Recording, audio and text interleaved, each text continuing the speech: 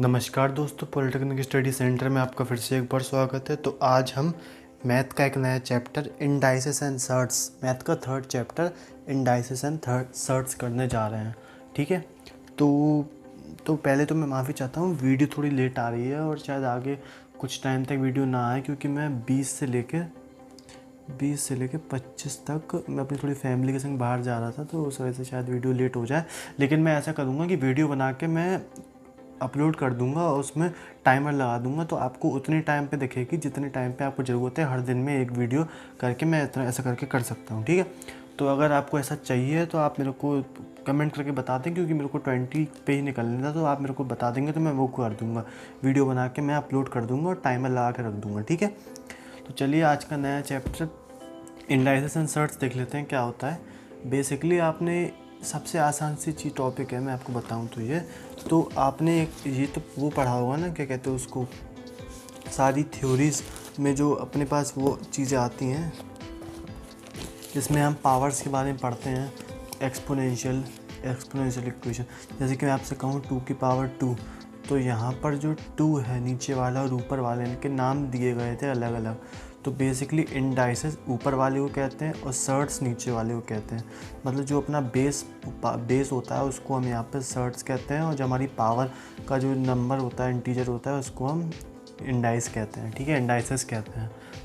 इसके बाद हम लोग ये जान लेते हैं कि हमें को इसमें पढ़ने क्या क्या है। ठीक है, सबसे इम्पोर्टेंट बात तो यही है। सबसे पहले तो हम इसमें पढ़ेंगे एक्सपोनेंशियल इक्वेशन क्या होती हैं। मतलब एक्सपोनेंशियल, जैसे मैंने आपकी 2 की power x plus 3 into x की पावर 2 की 3 की power x plus 1 equals to 0। तो ऐसे फॉर्मेट में अगर अपन को सॉल्व करना तो अपन उसको कैसे करेंगे सॉल्व। ठीक है, तो उन सब चीज़ों का हम इसमें पढ़ेंगे, और भी आगे चीज़ें आएंगी वो मैं आपको बताऊंगा। उसके बाद क्या है, real numbers with positive integer as indices.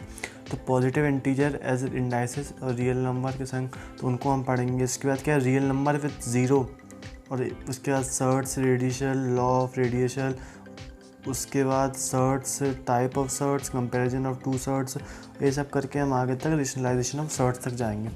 तो सबसे पहले तो हम यही जान लेते हैं कि यहाँ पे कुछ थ्योरी लिखी है, उनको पढ़ लेता हूँ। तो बहुत सारे लोग मुझसे कह रहे थे कि सर दिखाई नहीं देता है, तो मैं उनके लिए थोड़ा जूम कर देता हूँ कि सारी चीज़ें अच्छे से विजिबल हो जाए आपके लिए। तो मैं ऐसे कर देता हूँ तो आपको दिखाई देगा ये सब चीज़ें क्या क्या मैं बता रहा हूँ आपको। ठीक है, तो यहाँ पे मैं देख लेता हूँ थ्योरी क्या लिखी है। Root of any number is called surds. ठीक है, रूट यानी कि जब भी हम रूट करेंगे, यानी कि अगर मान लो 2 की स्क्वायर है, तो हमने जब इसका रूट करा, स्क्वायर रूट करा हमने इसका, तो बेसिकली क्या होगा, 2 कट के 0 आ जाएगा, तो हमारा सर्ट ही तो बचेगा, इंडाइस तो हमने हटा दी करके। तो यही कॉन्सेप्ट था। ठीक है, इसके बाद क्या है, if p be a rational number and m is the positive integer और p and m, then surd is order m n where a multiplication p. ये सब तो थ्योरी है, तो आपको इसे पढ़ना है तो आप पढ़ सकते हैं। इंडाइसेस और सर्ट को अच्छे से जानना है आपको तो, और वही पढ़ सकते हैं। उसके बाद क्या, बेसिक अपनी नॉलेज पे अपन जो पढ़ना है वो चीज़ ये आती है कि एक्सपोनेंशियल इक्वेशंस क्या होती हैं। An equation which is an unknown quantity as an exponent is called exponential equation. तो देखो, हम हमेशा कितनी इक्वेशन, हम लीनियर इक्वेशन पढ़ी है हम लोगों ने, जो इस फॉर्म में होती है। आपको दिखाई तो दे रहा होगा ना, नहीं दिखाई दे रहा। ठीक है, हमने एक एक्सपोनेंशियल लीनियर इक्वेशन पढ़ी, x plus y equals to 1। ये हम ज़्यादातर तब पढ़ते थे जब हम ग्राफ 2D ग्राफ में अपन सॉल्व करते थे, तो x और y निकाल के उनको अपन सॉल्व करते थे, x की वैल्यू रखते थे, y की आती थी। और अगर अपन क्वाड्रेटिक इक्वेशन की बात करें तो पूरा 12th में चैप्टर ही था अपने पास, x square plus 3x plus 2 equals to 0। फिर हम क्या करते थे, x square plus 2x plus x plus 2 equals to 0।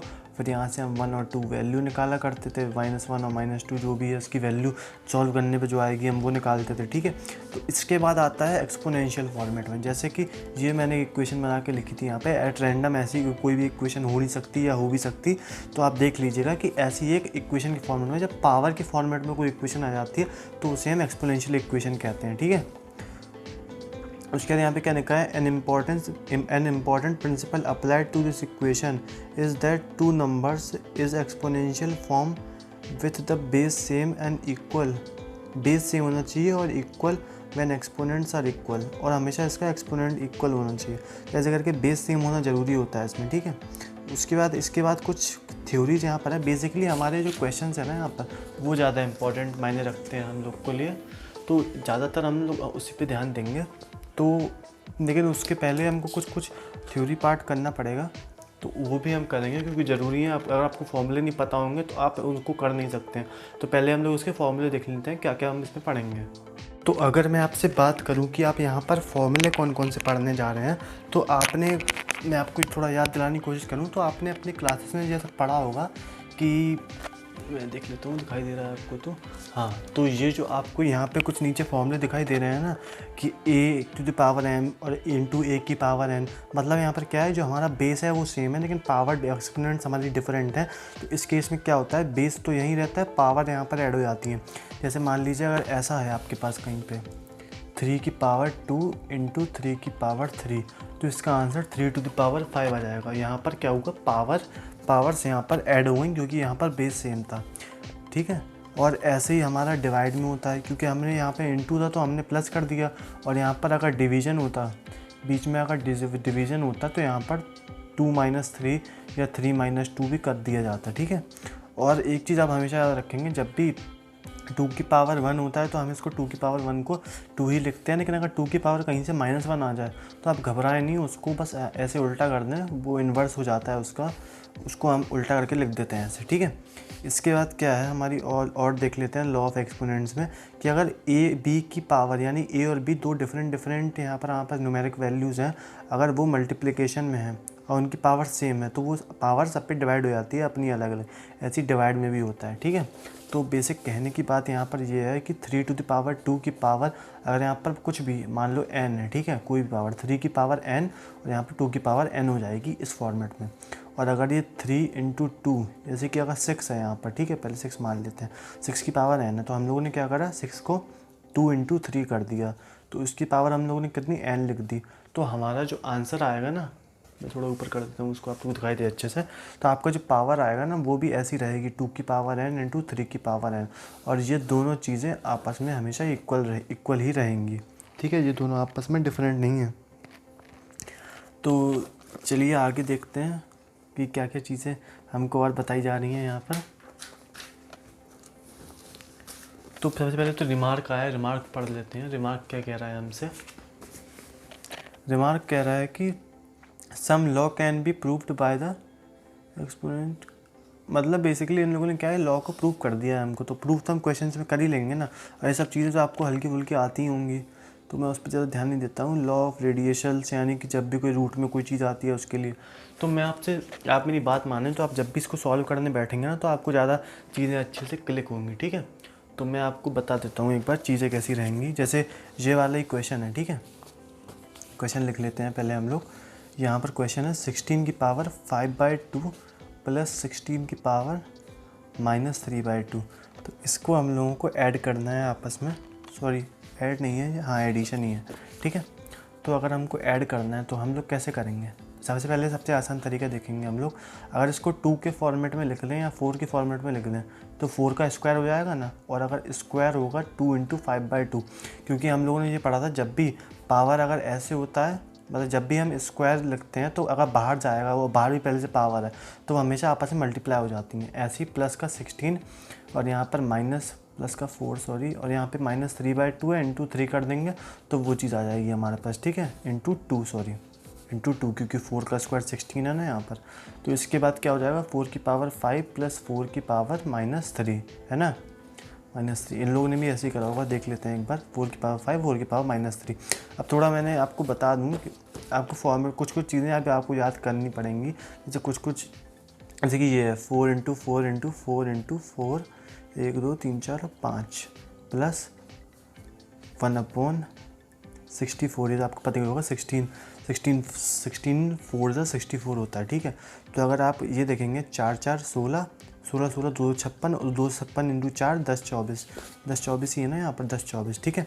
तो इनको आप सॉल्व कर लें ऐसे करके, ऐसे करता हूँ, आपको दिखाई दे रहा होगा यहाँ सर, प्लस 124। तो मैं एडिशन के लिए थोड़ा आपको टाइम वेस्ट ना हो इसलिए मैं आपको करके दिखा दे रहा हूँ, चाहते तो मैं आपको वो भी करके दिखा दूँ, लेकिन आपका टाइम बचाना है मेरे को, एडिशन सब्सट्रैक्शन में टाइम आपका वेस्ट नहीं करना है, आपको बेसिक थ्योरी पढ़ाने हैं मेरे को, ठीक है। चलिए आगे देखते हैं और क्वेश्चंस क्या हम लोगों को कह रहे हैं। आसान से क्वेश्चन है, अगर मैं आपको एक आइडिया दूँ कि मैं आपको कैसे सॉल्व करे जाते हैं, तो मैं आपको यहाँ छुपा लेता हूँ और सिर्फ आपको इस बेसिस पर यहीं पे सॉल्व करके दिखाता हूँ कि हम लोग एग्ज़ाम में कैसे अटैम्प्ट करेंगे, ठीक है। तो एग्ज़ाम में अगर आपको अटैम्प्ट करना है तो आपको अपनी थोड़ी रीजनिंग अच्छी करनी पड़ेगी।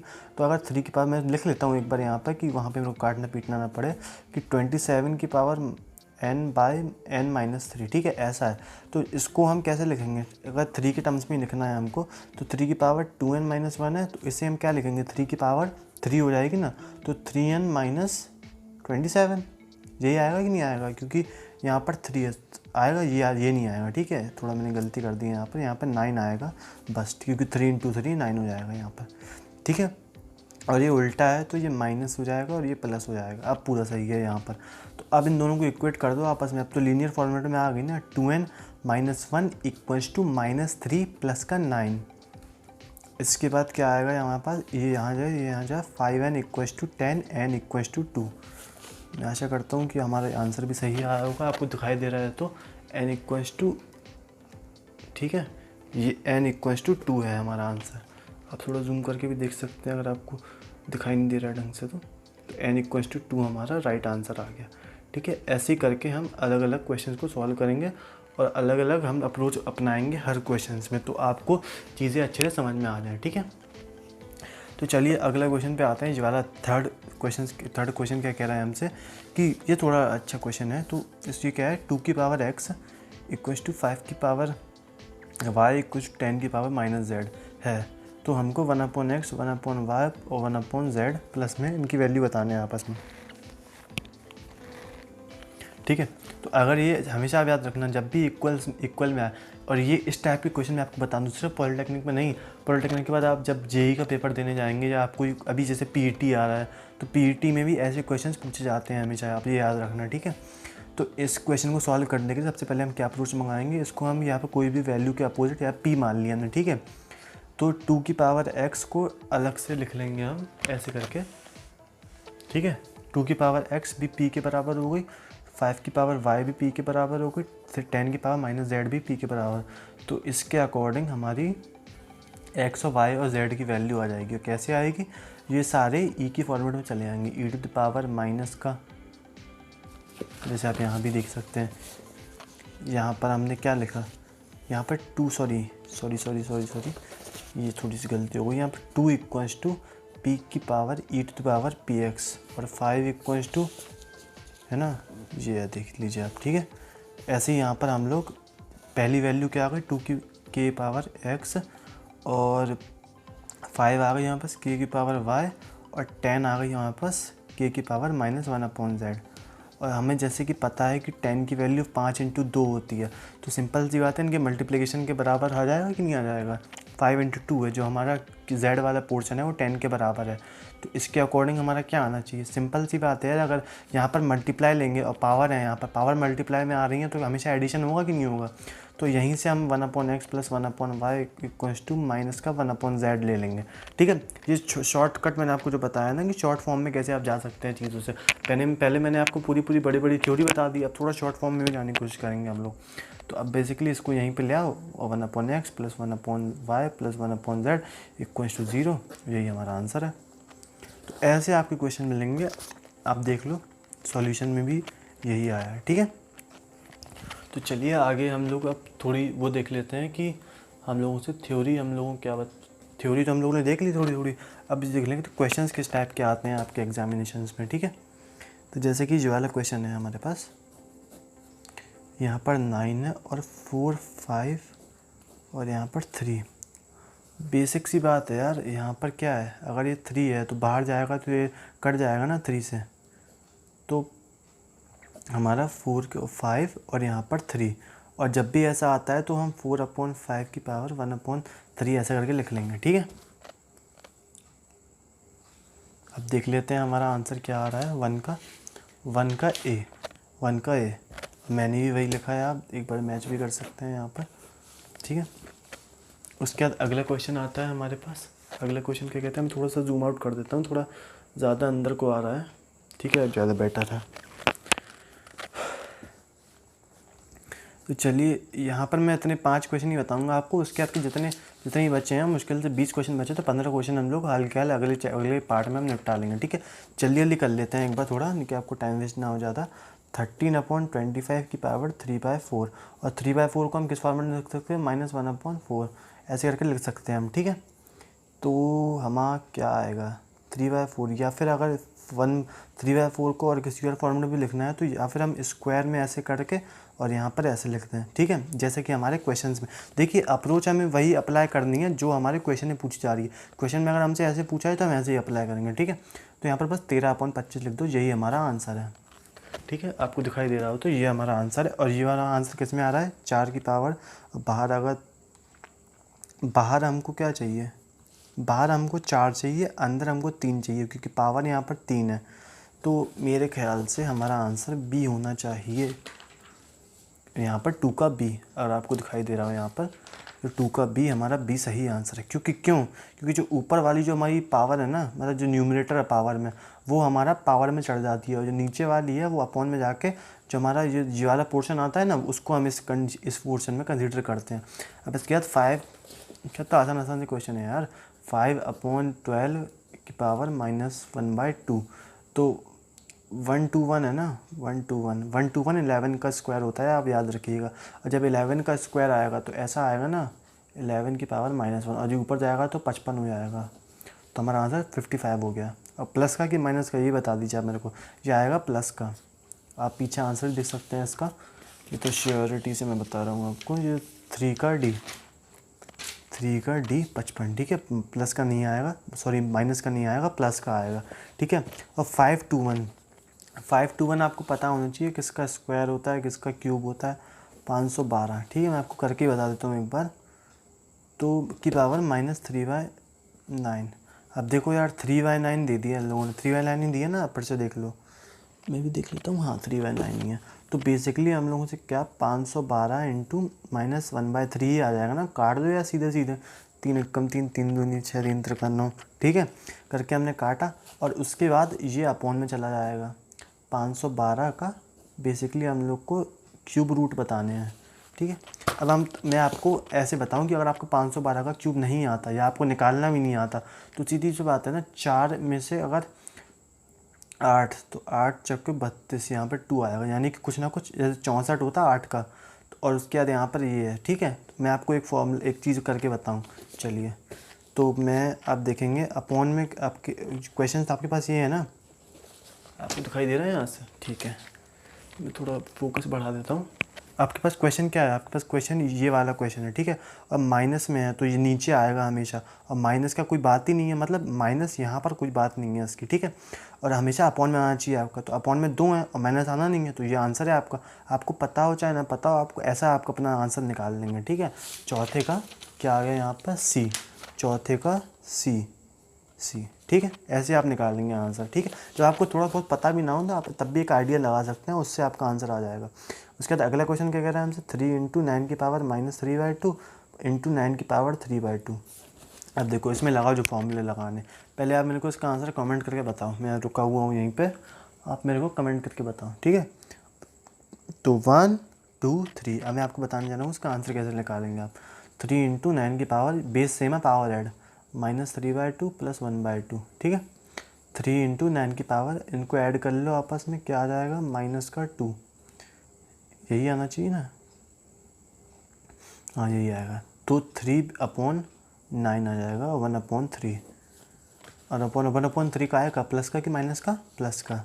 तो 1/3 हमारा ए, पाँचवें का।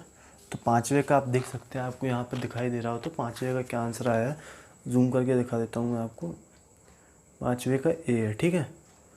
तो यही मैं आशा करता हूँ कि आपको वीडियो अच्छे से समझ में आई होगी, और समझ में आई है तो आप इसमें वीडियो को लाइक कर सकते हैं, शेयर कर सकते हैं, कमेंट कर सकते हैं, और चैनल को सब्सक्राइब करिए आप, क्योंकि मैं देख रहा हूँ कि बहुत सारे लोग ऐसे हैं जो चैनल को रेगुलरली वॉच तो करते हैं लेकिन सब्सक्राइब करके नहीं जा रहे हैं। तो आप प्लीज़ सब्सक्राइब बटन दबाएं और पूरा वीडियो एंड तक ज़रूर देखा करें, क्योंकि सारी चीज़ें आपको तभी क्लियर होंगी। अगर आप पहले के 5 मिनट 10 मिनट देख के आप चले जाएंगे तो आपको ढंग से चीज़ें समझ में नहीं आएंगी, ठीक है।